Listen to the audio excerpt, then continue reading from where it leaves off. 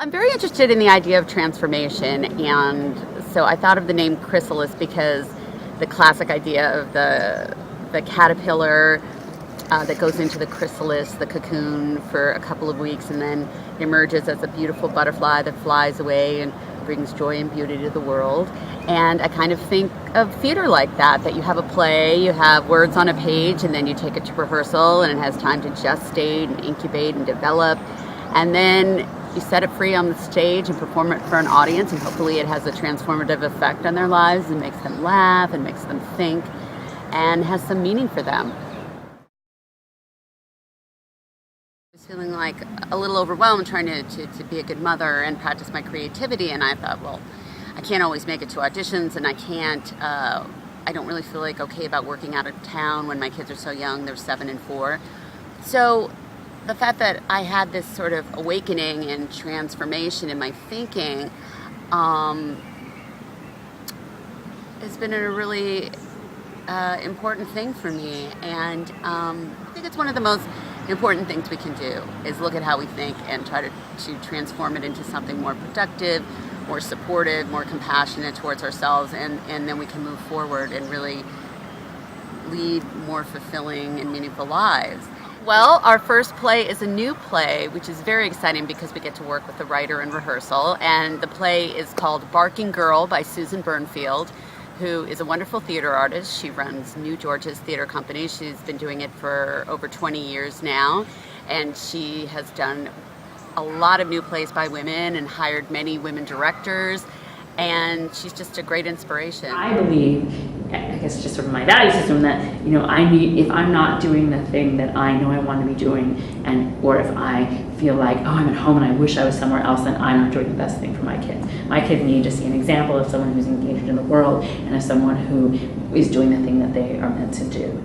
As cliched as it sounds, it's so much about the immediacy of the live event. I think that we rarely, I think at more and more rarely, are really in a room with each other in a meaningful way. I think and everyone talks about this all the time, that we're all sort of like sucked into our iPhones and iPads and we entertain ourselves on the train in lieu of any sort of engagement with anyone around us. It's always like, okay, what am I going to read? What am I going to watch? What am I going to work on?